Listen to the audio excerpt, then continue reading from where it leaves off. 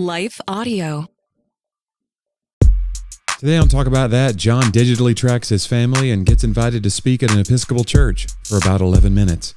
Meanwhile, I think professional wrestlers and stand-up comedians have a lot in common and reveal the coldest day in history. Plus, we talk about meeting each other 28 years ago, how early is too early to hug, and the incredibly dumb joke I told John that started it all. Today's episode is not sponsored by Mantles. It's like a shelf you put all your dusty things on.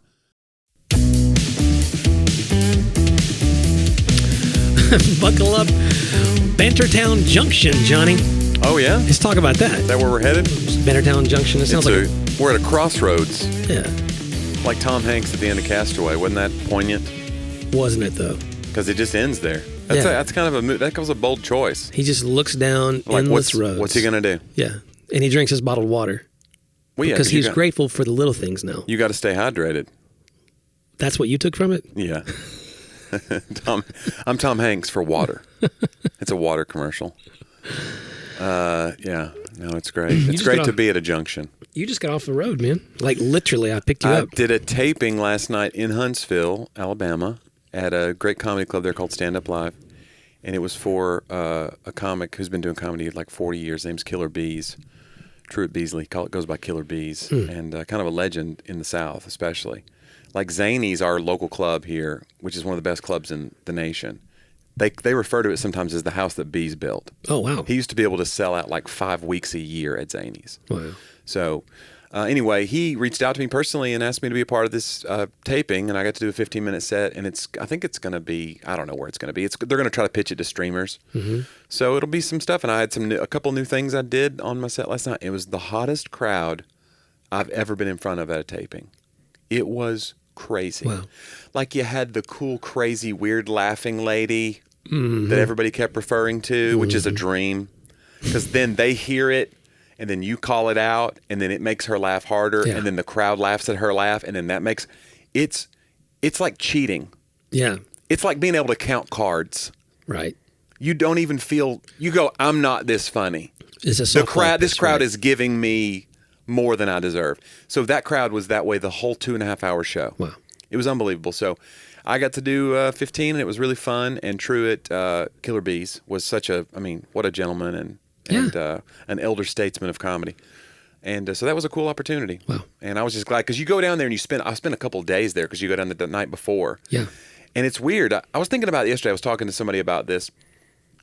A lot of my friends in comedy are pro wrestling fans, like old school pro wrestling. Right.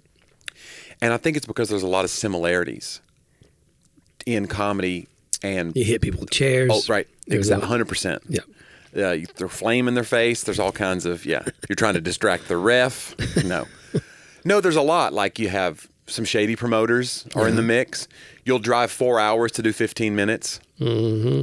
That's a big thing. The pay is really low when you start. You're waiting for that moment to where you kind of break. Yeah. But it's a very top-heavy industry where a lot of the money is made by, there's not a huge middle class.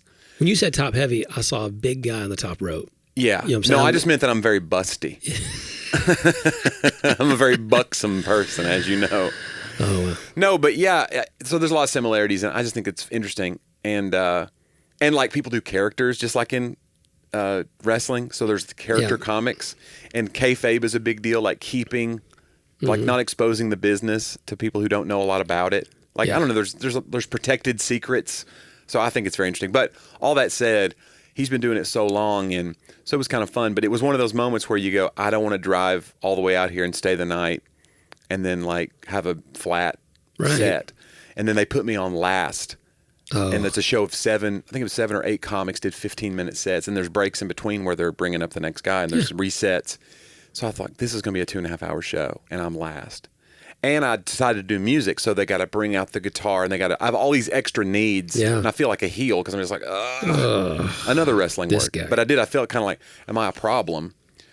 And I was glad I made the right choices. I think I made the right choices as far as like what I chose to do. I did some of the stuff that I've done for a while just because I thought this will be a new audience for that stuff. Yeah. But then I did a few new things. I told the story that I've told on the podcast for the first time, which was the night terror where I said, "No, sir." I told that story on stage for the first time in front of a crowd, in front of cameras. So that was kind of fun, and it went well. So hopefully that'll be I don't know where it's going to go, Amazon or whatever, but hopefully in maybe a year or so you'll see it. Yeah. And by then it won't matter because I'll be so famous anyway. You know what I mean? I'll be like, oh, I did that thing. Whoa.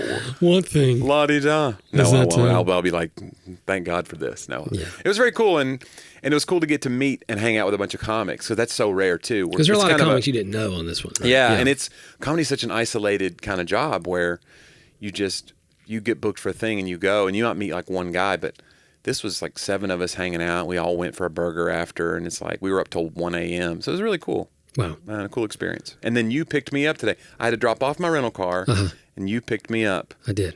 And it was a good feeling pulling into that parking lot and being like, my buddy John's here for me. I was there. I beat you there. You did. And then you sent me, I didn't realize you could do that where I could follow your path on Apple Maps. Yeah, you can give somebody your ETA. Yeah. If you don't know this, you can share your estimated time of arrival, and they can track you. Because I had to stop for gas, but you can track that delay is even figured into it. Because I track my family on Life 360, but don't normally track my friends. My mom was one of the most overprotective moms in the history of overprotective moms. She had every reason to be. She had lost a kid or two for real. Like she had a son who passed before I was even born due to a tragedy. And she was very like, if it stormed, I called and checked in. Yeah. If I was going to be late, I called and checked in. And she would call us and she'd be like, to make sure we were where we were supposed to be. I cannot imagine. Right. She passed away in 2004. I cannot imagine that technology in her hands. Yeah. It might have just eased her mind. It might have made it worse. Do you think he eases your anxiety? Yeah. Are you going to have the thing in Sadie's car where you track her driving and all that? Yes. You can see she goes over the speed limit and all that? This will do that. Oh, it does that? It's the accelerometer. It will tell me their max speed when they arrive. What I do, I pay for crash detection. That actually does give me peace of mind. Okay, sure. I like that. So if they're in a wreck, I'll know. How long before a kid learns a back-end hack to these apps and is like, they're doing 100, but they can make it say 65? I don't know. I think it'd be a lot of trouble. We were thinking about apps last night because we had a makeup person at this thing, which is odd because then we all went out for a burger and we were walking to the place. And so we had all these conversations of like 8 comics in the middle of downtown at midnight walking. We don't know the area at all. We're like, yeah, it's like a 10-minute walk. I don't mean this disrespectfully. Is there a downtown Huntsville? Yeah, and it's actually pretty nice. It's actually really cool. So we're walking this little burger bar and we're like, we're going to all get mugged and we're all wearing makeup. It's the strange. It's like we just came from clown college basically to this. They're like, there's no way they can put up a fight. Yeah. This is the most. But anyway, they were doing makeup, and the person who's been doing makeup forever, and I think they work on like Kid Rock's tour and all these other rock tours. Yeah. And he's a roadie and she's a makeup person. They're married, and so she was so funny and interesting, and they were fun people. But I was saying to them, because somebody had said it to me, like, how long before, with video processing and with it already happens on Instagram, these filters, how long before we don't need makeup? It's a filter that's in the camera. It's built in. Boy. So you can just be like, add a little bit of color to the cheeks and add a little, oh, that's a smoky eye now. And you just have a smoky eye and they didn't have to. She goes, yeah, I didn't thought of it. And I go, yeah, you're on your way to being. I think I put a little trepidation in her. She started crying. Yeah. I really upset her. She's like, lose my number. And won't it preach though? Yeah. Sometimes all we need is a different lens, Johnny. Mm-hmm. Some of y'all been trying to fix up the outside. Yeah. But you realize that God looks at you differently through the lens of grace. You're a whitewashed tomb. Wait, you went a whole different direction. Oh, okay. I'm sorry. My bad. I did. I just called our audience a brood of vipers. I hate when I do that. Last night, I was after Sadie was in bed, I was saying goodnight because we have these early rises, so it was kind of early, and she was still awake and everything, and we were talking about volleyball stuff, and I was like, hey, you find those players that are, because she works with like MTSU players and stuff, and people who are ahead of her, older. That's how you get good. You got to be around people that are better. Because when you see, even the way they conduct themselves in the court, then pay attention to that and emulate it. I go, do you know what emulate means? And she goes, imitate? I said, yeah. She goes, why would that make 2 words? I mean, the same thing. That sound really close. She was so like... Yeah, she's annoyed. That's good. See, she's learning to be annoyed by language. The English language, That's good. That's a good that's a skill. It sounded like something I would have said. Yeah. Or would say right now. Yeah, Pete Holmes, who's a great comic. If you don't know Pete Holmes, he's fantastic. You would love him, John. But he has a bit about why do we have a berry called boysenberry? Like he goes, we name the berries. It's up to us. We have some berries that are poison, and then we have one that's not poison, and we call it boysenberry. Like that. It's just such a funny. That sounds like when Dwight came in. He was lying that he was at the dentist. He was like, "What's your dentist's name?" It's the Crentist. Crentist. Yeah. Your dentist's name is Crentist. It sounds a lot like dentist. He was like, maybe that's why he became a dentist. Boysenberry. It is, man. But yeah, emulate and imitate. Yeah, come on. Maybe they mean maybe there's a subtle difference. Cause I'm sure there is. It's like empathy and sympathy are technically different in the therapy world. You've been talking about that. Like, so. Sympathy's looking at someone else's experience from the outside, while empathy is you're feeling joining true in compassion. the feeling of the experience. Yeah. When I use maybe emulate means to like, I don't know, but imitate. They sound really. I think emulate probably takes on more of almost like a character thing, as imitate takes on an action. That would be my guess for it. Imitate's a little shallower than emulate. Don't you write for a living? Shouldn't you know this? Well, I mean, how would you use it? How would you use them differently? Or would you just pick one and go with that? I would ride the horse of imitate and not emulate. You would use emulate because it sounds smarter. Although the Bible, and it's very important to you to sound smart in your books. Oh, it's very important. Super important. You know what? You're like, if I say anybody says imitate, I'm going to go with emulate here. That's more of a 50-cent version of imitate. You know what else is important, Johnny? What's that? Our sponsors. Oh, I totally agree. We're very grateful for them. And you know what? I think they'd like to say a few words. So let's take a minute.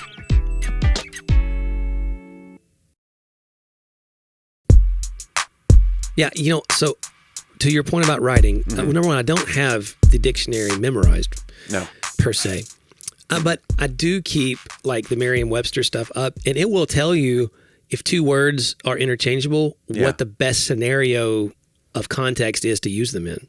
So I could go look that up now and find. You know what? I'm doing it, John. I want to see if I was right. We're going to call this a dead spot in the show. It may just say it doesn't matter and they're the same. It'll be like emulate, see, imitate. Right. That's what I'm guessing it's going to be. All right. So I'm going to put in emulate. Right. It's the Department of Redundancy Department. Okay. Transitive verb, to strive or equal. Yeah. To strive to equal or excel. Imitate. Okay. Especially to imitate by means of an emulator. To equal or approach equality with. So let's see if it tells us when. And the synonyms. That's interesting. The synonyms are all the same, aren't they? The synonyms do not come up to imitate. Huh. So what's another word for synonym? Is he right? That Jonnie. You should really think about it. That was a Stephen Wright bit. I said his was, what's another word for thesaurus? Did you know that someone today asked me how long we'd been friends? Really? Yeah. Who was it? Bailey. Oh. We were riding together. Yeah. He's like, how long have you known Jonnie? Yeah. And I was like, did you nail it? Did you remember? 26 years. 26 years. Yeah, I nailed it. It's too long. We're about done. I told him the whole story. Okay. That's all how I came to Knoxville and the whole deal. And we were in this church. Yeah. And I sang this god-awful song that I'd written. Right. And I was just getting back in church. It was probably my second service back from being like really estranged from organized church for like 5 years, 4 or 5 years. Yeah. And so you walked up, you introduced yourself, complimented the song. Thank you. Yeah. And I did like the song. It wasn't just I don't know if I'd like it now. No. But I mean, we were young. We were the expression, the beauty of expression as a kid. Yeah, sure. Yeah. And so I told him how you said, so you want to be a songwriter? You want to, yeah. You're like, I have this dream too. And I think about it. Yeah. How right now this would be like so low on your joke totem. Yeah. You know what I'm saying? But then it was the greatest thing I'd ever heard. Oh, wow. You know what I'm saying? Like you were like... I was like setting you up, reeling you in. You was, because you were so genuine and engaged. Yeah. You were like, someday I want to move to the Holy Land and open up a dairy store. Yeah.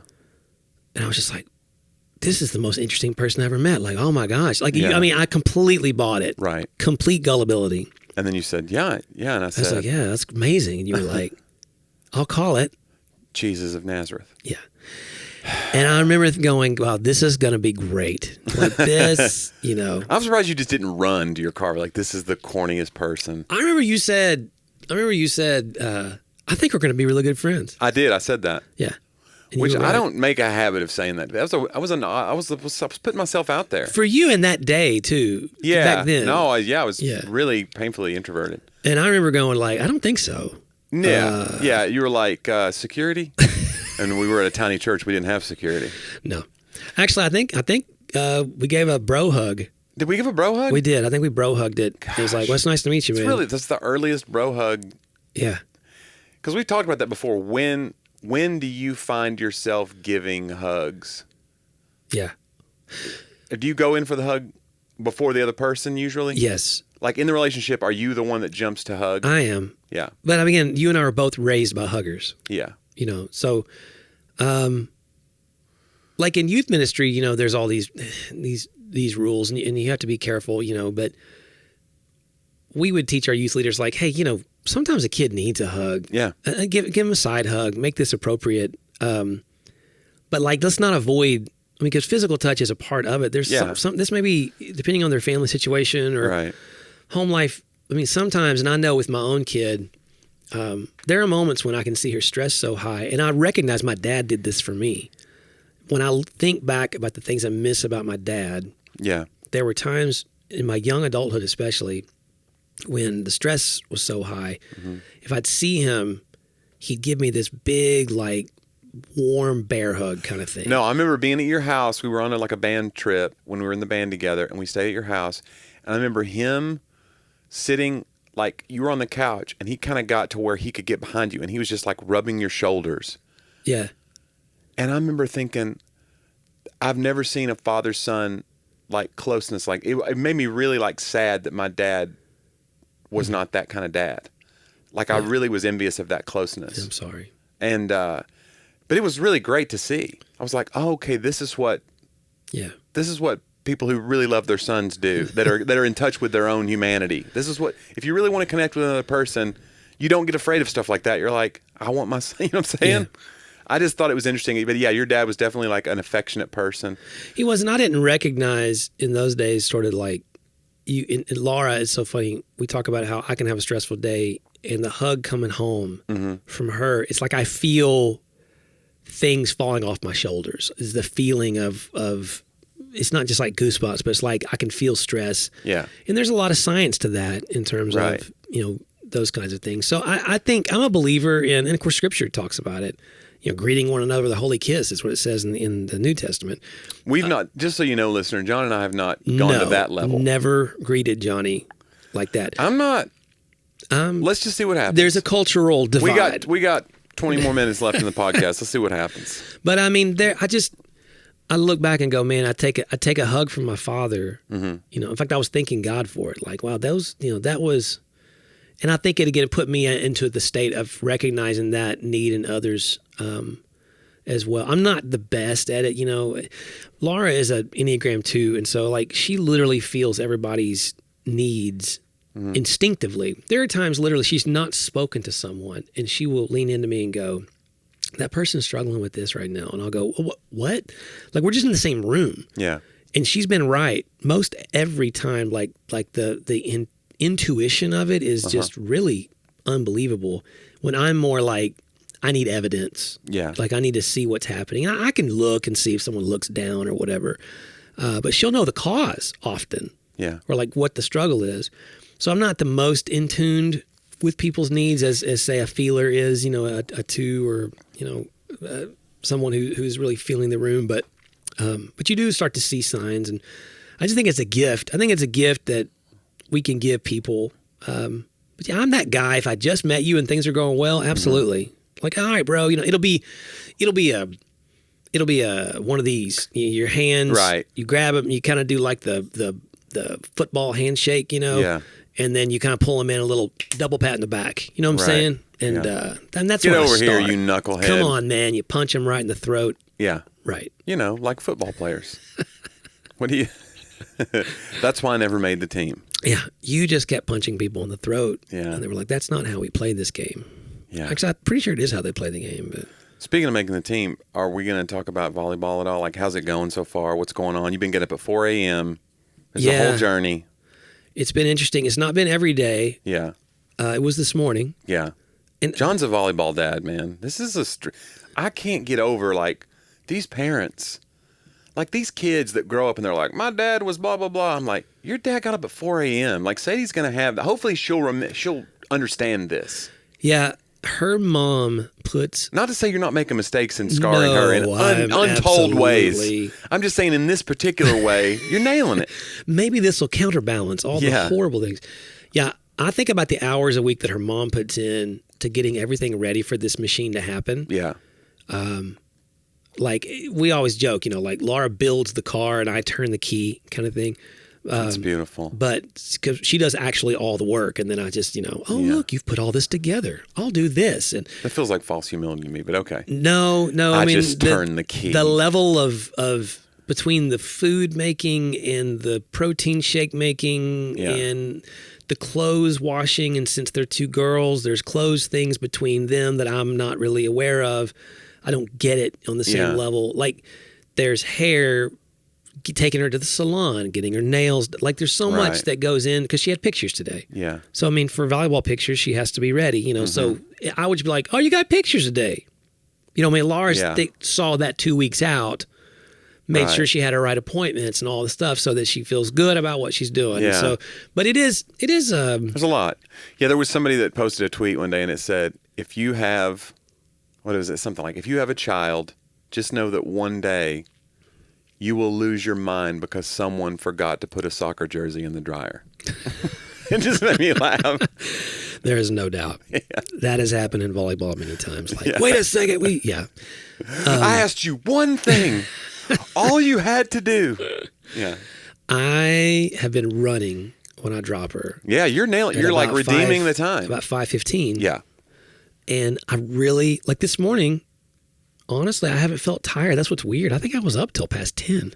Mm-hmm. And I got up at 4:30. Here's the crazy thing. Yeah. And I'm sorry, honey, you're hearing this because this will make her not be able to sleep because she's worried that we're going to miss it. But we have 2 alarms set in there.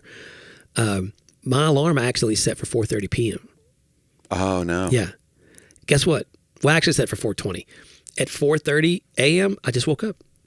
And I looked over, I was like, your internal clock now has taken over. You've become... You've metamorphosized. You're a butterfly now.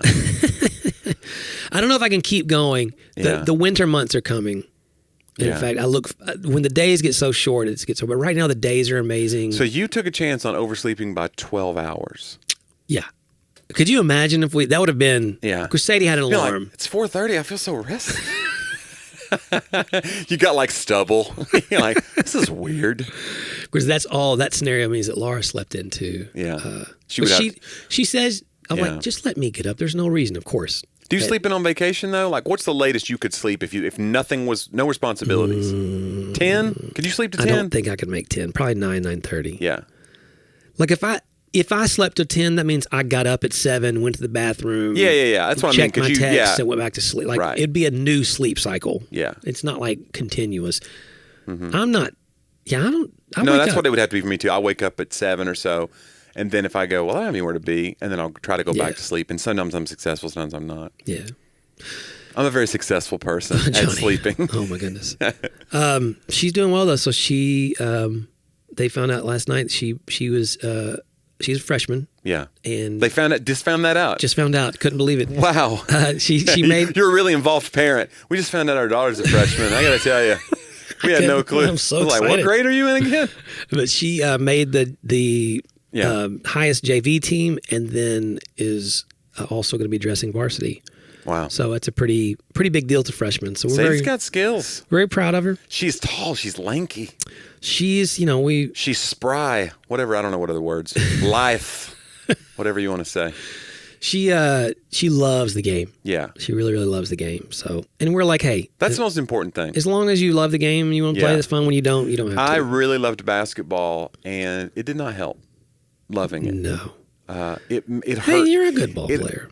Well, I didn't. You play like a guard, though. You're a tall guy that plays like a guard. I did not play well in organized basketball. I rode the bench a lot. So, so loving it sometimes is not we just want people to know they're listening. Yeah. I don't want to give people the fall.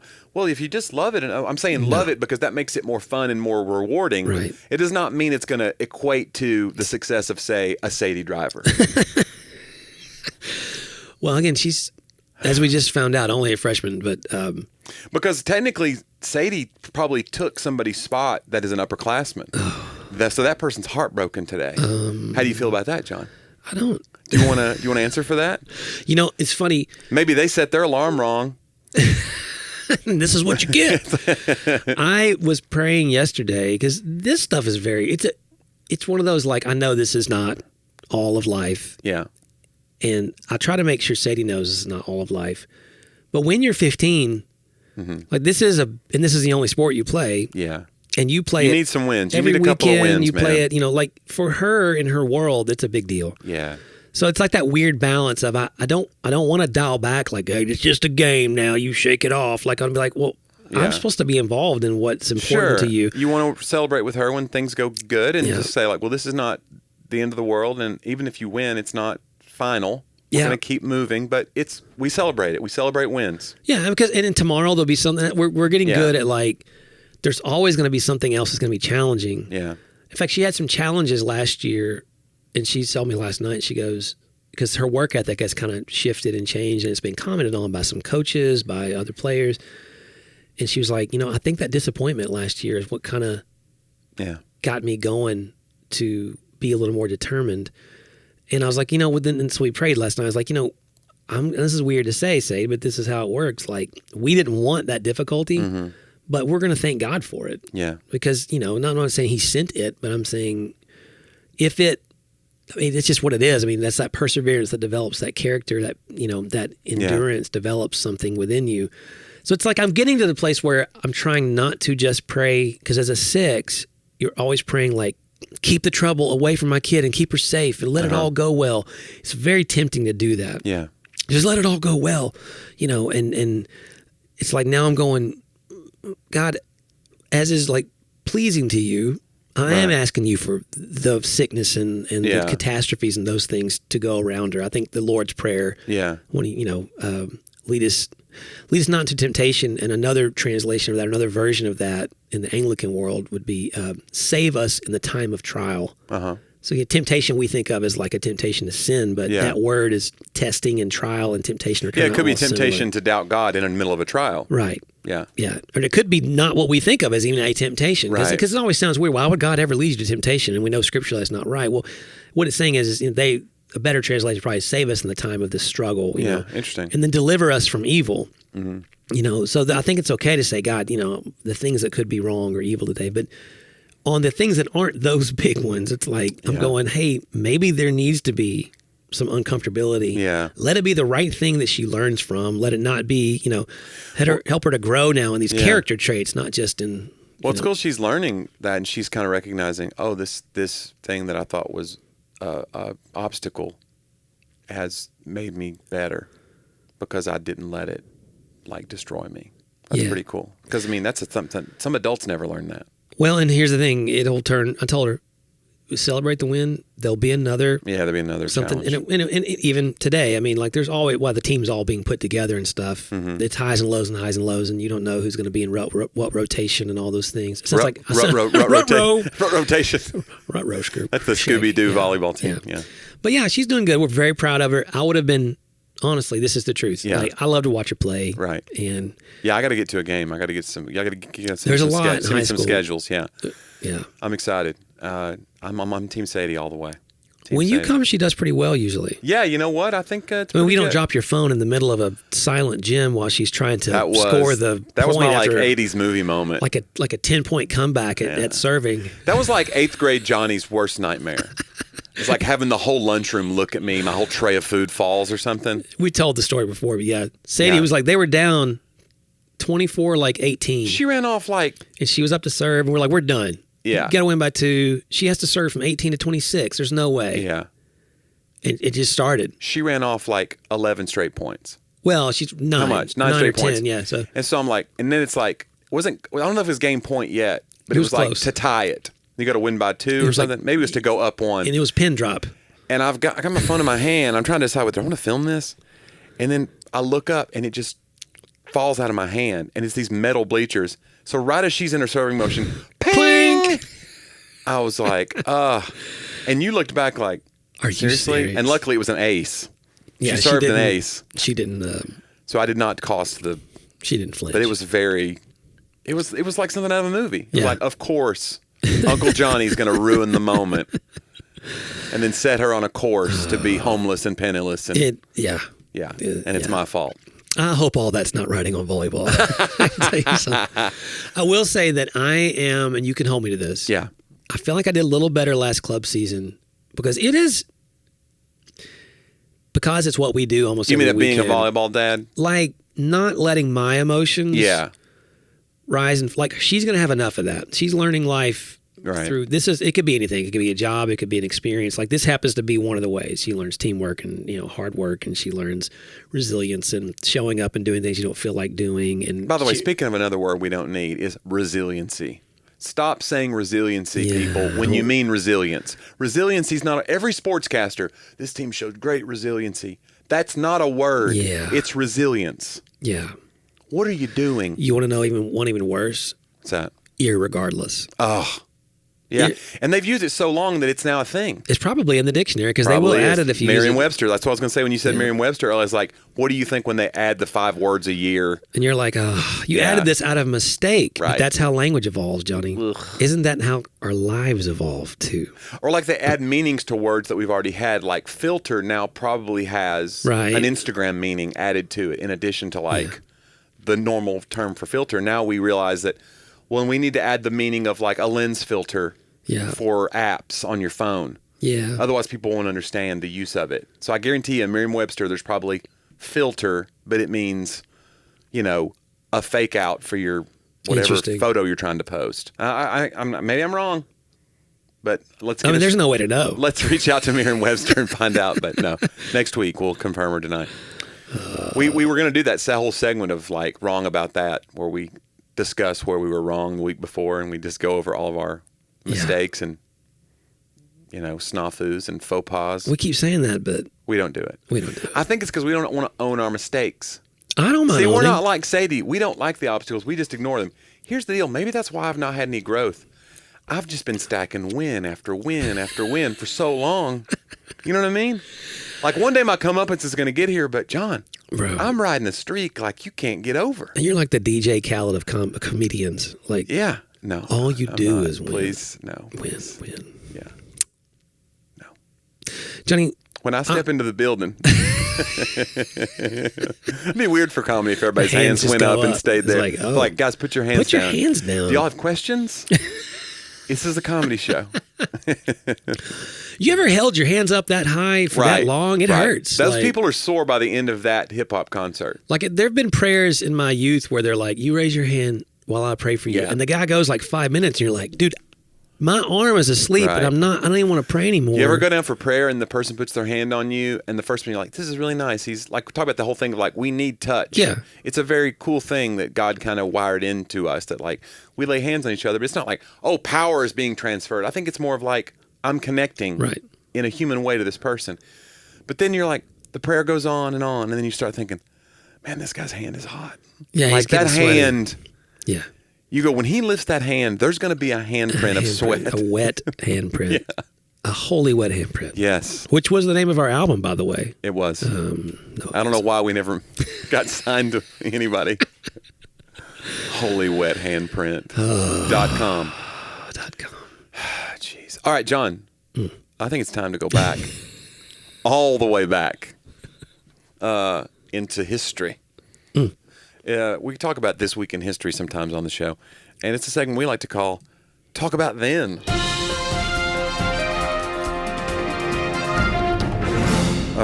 Born this week, 1951, sadly passed in 2014, Robin Williams. Wow. Was there anybody better than Robin Williams? By the way, someone asked me when they heard that my kids binge watching Friends. They're like, I understand there's some mature content on there, and we've skipped over a few things. But I saw the episode where him and Billy Crystal. Do you remember this? No. It's an opening to one of the Friends episodes. They're in the coffee shop. Okay.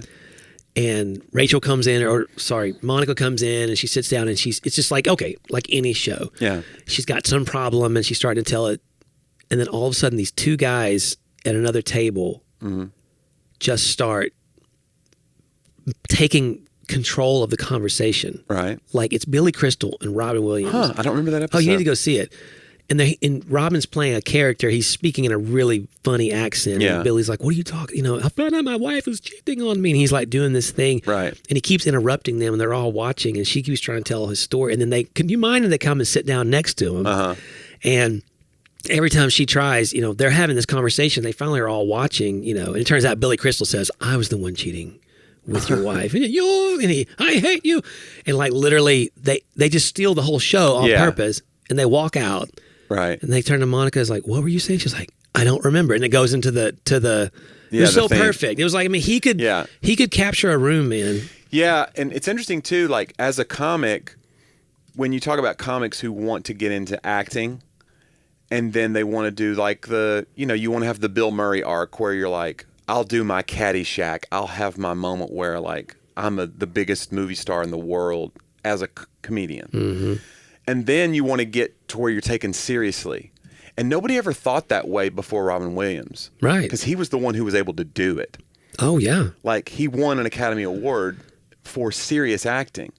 You know, he was nominated for Dead Poets Society, which is one of my favorite movies of all time. But I think he ended up winning for Good Will Hunting. I think he won for Good Will Hunting. I could be wrong, but I think he won Best Supporting Actor for Good Will Hunting. But anyway, he was nominated a couple of times. But, like, to go from the world's best stand-up to, like, I'm going to be the world's best comedic actor to like, I think I want to do these roles that my audience may not follow me. They may be like, why is he doing that? Yeah. And then to go do it and be the best at it. Now he kind of laid the pathway for like Jim Carrey wanting to do the same thing. And Will Ferrell's done some of that. Yeah, same thing. You just go, I feel permission now to try this. And I think he was the guy that opened that door for a lot of people. Yeah. So interesting. Yeah. Rest in peace, Robin. Okay. Thomas Cavendish. Does that ring a bell? Oh, yeah, everyone knows about it. Around the World Voyage, July 21st, 1586. Thomas Cavendish starts his voyage around the world. He completed the voyage in 1588, 2 years, making him the second Englishman to lead an expedition around. I don't know why second. Yeah. Why is this even making this? If he was the second. Was first Magellan? Was he the first Maybe because in those days, Johnny, it wasn't all just about who was first and best. Have you ever thought about that?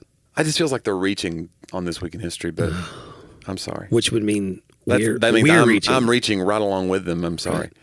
The first ship sunk by aircraft, 1921 this week, John.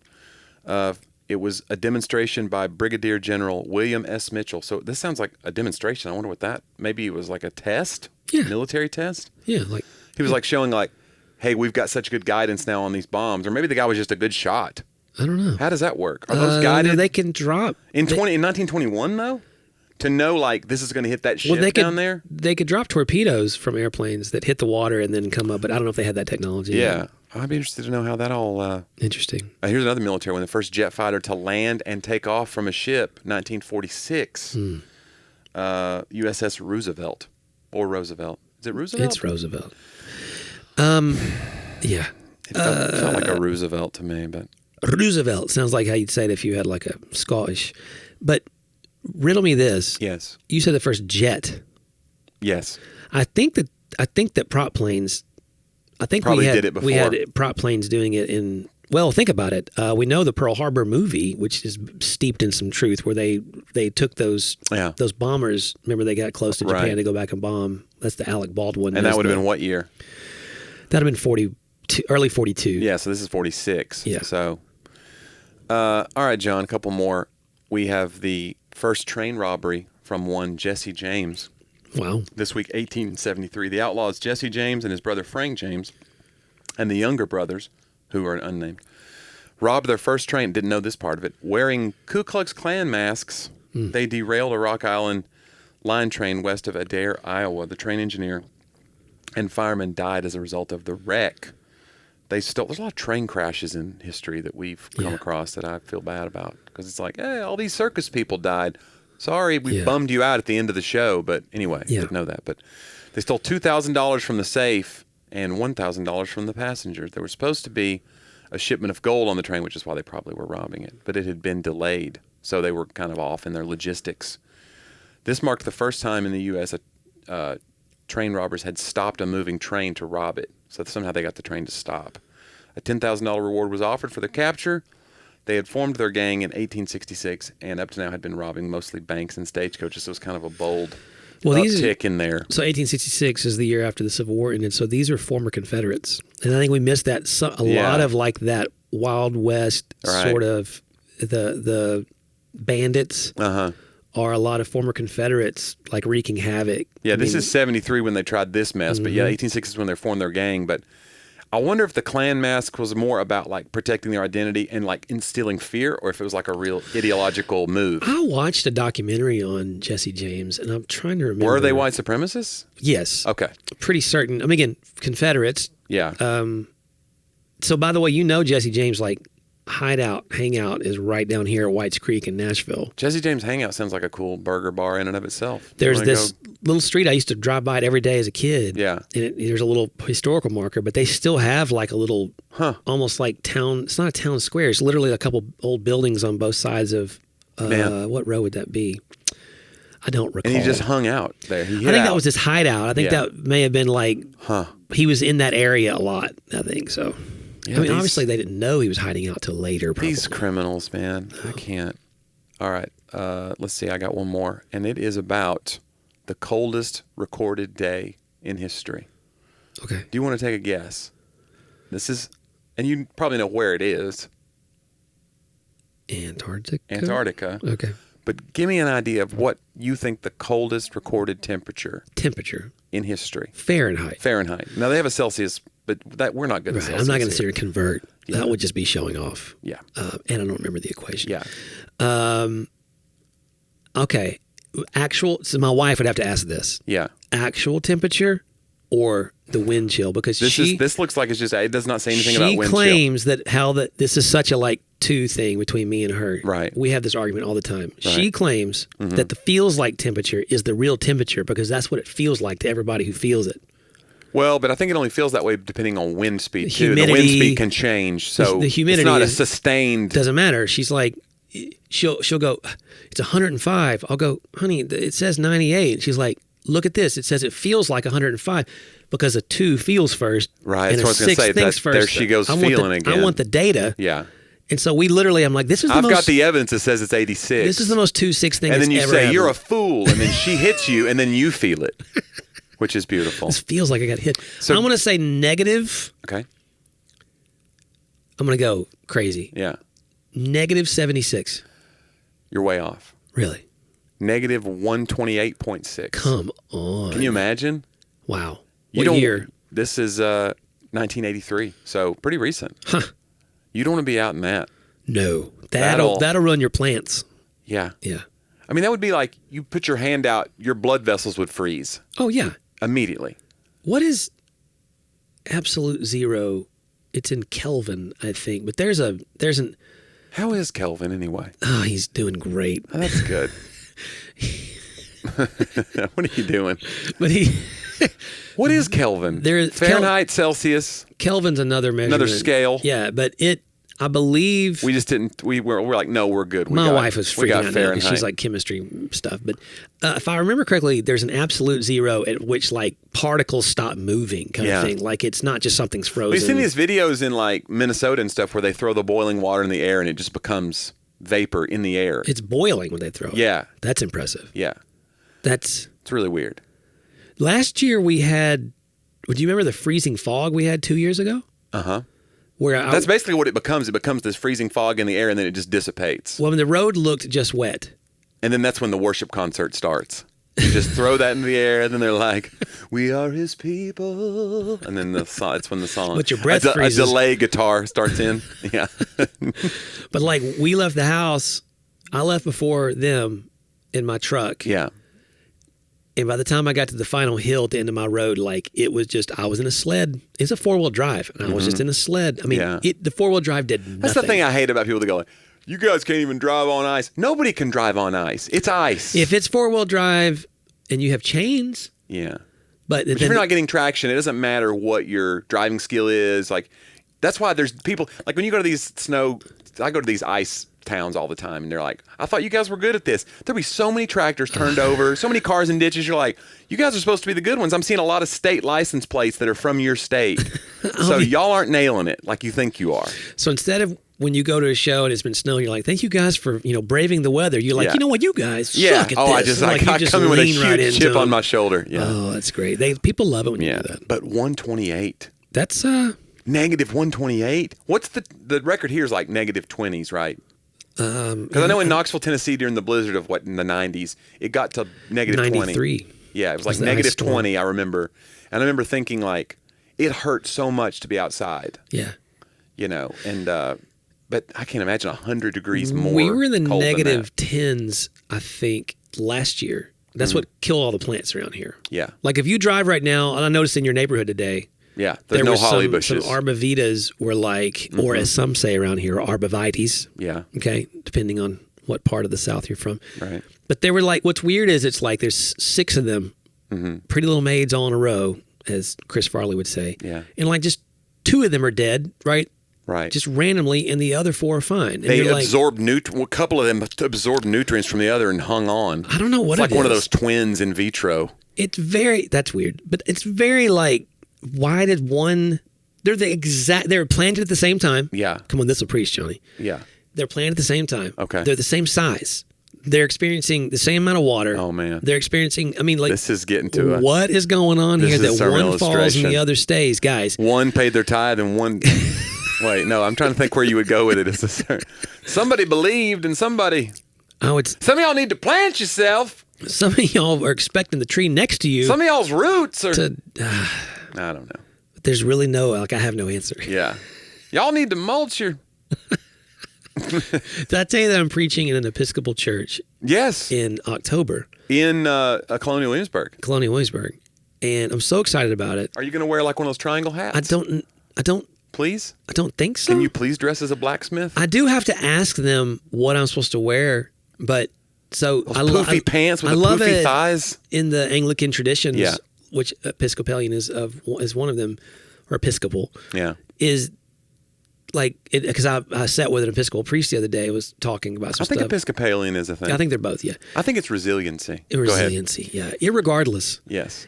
He said, for guys like you who are not raised in these traditions, like, the sermon is a lot shorter than that's right. It's like a little fun minute. It's like a... He's like 13 minutes. He was like this Sunday, it was like 13 minutes for me. He said the focus is the Eucharist. The focus is the body of Christ. And then... and some of the traditions and the rituals and the things. Yeah, there's prayers you pray and everybody's doing the same thing. The Book of Common Prayer, and around the world, all of them will be praying that same thing or having that same lesson. And so it was just interesting to me. It was like a 13-minute... Occasionally, Andrew and I will do that tag team thing where I'll put a timer on the screen because I need that pressure. I'll play it off as funny with the crowd. Like, look, guys, I'm only going 12 minutes a day. All right, don't start the timer yet. This is not counting and I'll get them. And it's actually really good for me, but I have to cut it down to like half a page. But let me say this about the Episcopals, because yes, they have the shorter sermons, which may make you be like, I think I might be Episcopal, but don't they have to wear like robes and stuff? They wear robes. So see, well, it depends. I don't know if every Episcopal church wears. I think, but the people don't wear robes though. No, like I wouldn't have to put on a robe. No, to go listen to the 11-minute sermon. That's correct. Okay, but the service will be longer than that. Right, because there's other things. I'm going to do my best to speak with.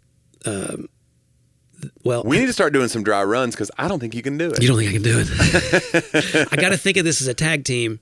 Yeah. But like, hey, can y'all put a timer on the screen? They're like, we don't have a screen or whatever. I don't know what they're going to say. Exactly. Don't heretic. Exactly. Yeah.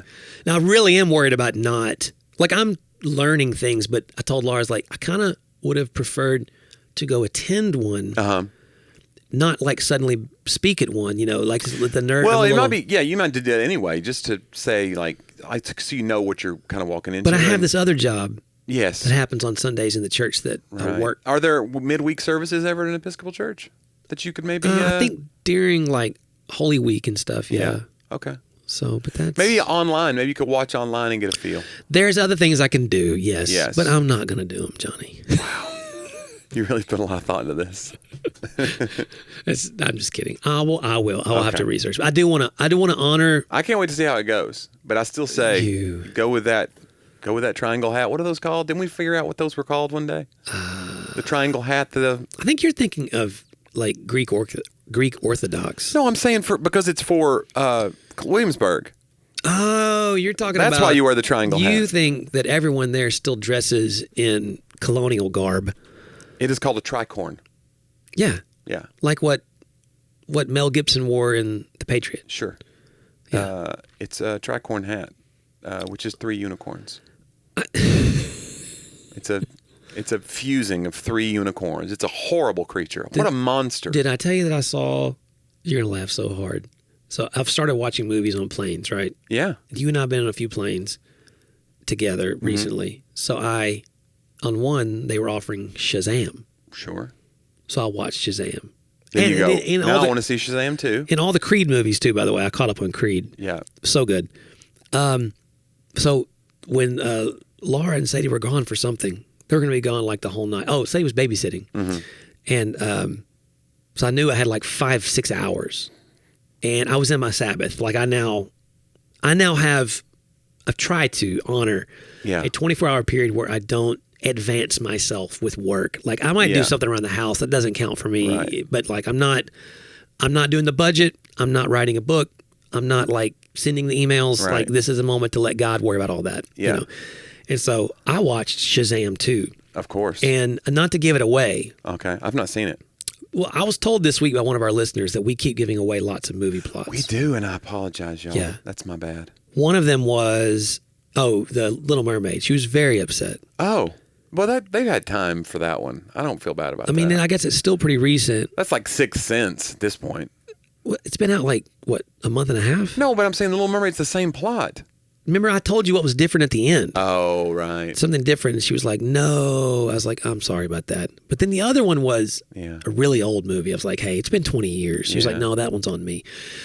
If you haven't seen Shazam 2, at the end, like there's all these mythical creatures coming out of the other dimension or whatever, you know. But it's really kind of funny, but the guy says that the most feared creature of all is the unicorn. Really? And so all of them are like, what? Because the little girl loves unicorns. And so sure enough, like these unicorns get called unicorns. I just said. They come out and... They're wearing their unicorns. This unicorn comes out. I mean, it's like this huge black horse. Like it's this very fierce. And all the other creatures are scared of it kind of thing. Right. Of course, the little girl can, you know. Right. She's harnessed the power of the unicorn and she's not scared. She's not scared. So it does her bidding basically. And, you know, but does it kill people? Does the unicorn like really fight? Does it use its horn to gore people? It fights the bad people. Like all the other bad creatures. And it makes sense that horn is going to do some damage if you... But it was just funny to hear like how like... Right. We think of them as like My Little Pony. It's like... Yeah. It's going to be a beautiful little sprightly animal. And they're like, no, it's terrifying. Yeah. Yeah. That's a fun little play on... What did Michael Scott say one time about seeing a unicorn? He had some funny... I don't know. Some funny line about not believing in them. Maybe someday I'll see one kind of thing. My horn can touch the sky. That's what it was. It was where Dwight's bought them all up. And he's so dumb. Yeah. Well, I just think it's going to be great. So I want to see that. I want to see, you're going to stream that sermon, right? I thought you meant Shazam too. It's like, no, Jonnie, that's prohibited. I want to see you in a tricorn preaching. They don't wear tricorns just because they're in tricorn and a robe. Gosh. Somehow, like, and you're doing like glass blowing. You're banging one of those hammers on a horseshoe. That's blacksmith. There's a lot of stuff going on in this. Yeah. Because it's colonial. Okay. I am excited. I'm hoping my wife can go this time. We did this event. Reggie and I did this event last year. Yeah. It's called Let Freedom Ring. And it's really, really unbelievable. You guys should go look it up. Just Google that in Williamsburg. But it's like the whole community, the university, everyone's coming together in this city to... you can't right the wrongs of the past, but they're trying to acknowledge and have a different path moving forward. Yeah. About the history, especially of the black residents of that city. That usually, like if you go to for years and years, that's part of it. You go to Colonial Williamsburg and you take the tours or whatever. You're just taking, like they're not telling you the history of like half the population. Mm-hmm. You're only hearing about the white residents. You're not seeing even some of the free blacks of that area. And so now they're excavating. That was one of the coolest things ever was this archaeological dig. And it's been on CNN. It's been all over. There's a documentary film they put out about it that they were finding remains that were buried on on this property where the first the oldest black church in America. Yeah. Because that's where we were speaking, is the oldest black church in America there, First Baptist Colonial Williamsburg. And so it's just unbelievable. So they saw us on Good Morning America, and those are the kinds of talks that they're having. They want to have the talks. So you come, and it's like, people of all, races and colors are coming into the same building to just have open conversation about it. They're doing such good work. I wish our community was doing more to see. So it's pretty exciting and honestly humbling, because it's not like we're coming to offer something that they don't have. It's like they just want to collaborate. They want to just keep having the conversations and sharing hope, and they see us as someone, who can be a part of that conversation. So, yeah. But truthfully, I'm the one learning 1,000 times more, from them. So it's not a knowledge thing as much as it's great to lock it's cool arms to with people. Get to be a part of it. Yeah. Yeah. It's really, really awesome. So check it out. Yeah. Let Freedom Ring Foundation. We just want to say thanks to you guys for being a part of the show. If you want to support the show, go to talkaboutthatpodcast.com. Over 250 archived episodes for you. Maybe you're on a long vacation. You need that drive. You need that something to binge. Yeah. Listen, there's a lot of garbage out there. Let us be your garbage. Yeah, if you're going to have some garbage, choose why not us? Yeah. Choose us. If you want to support the show, there's a little donate button up there. You can get ad-free content that way. And what else can I tell you? Oh, johndriver.com if you want to find out John's book projects. And if you want to be a patron, sometimes we send books and all of our projects out. We send free content to people that are our patrons. We love our patrons. JonnieW.com is my website, JONNIEW.com. Yeah. And a lot of cool new tour dates going up. Every day we're adding new dates. So you're crazy busy right now. Hopefully I'm coming to your city, listener, before the end of the year, and you get to see me do my jokes live. That would be great. Yeah. If you haven't been to a Jonnie show, I mean... What are you doing?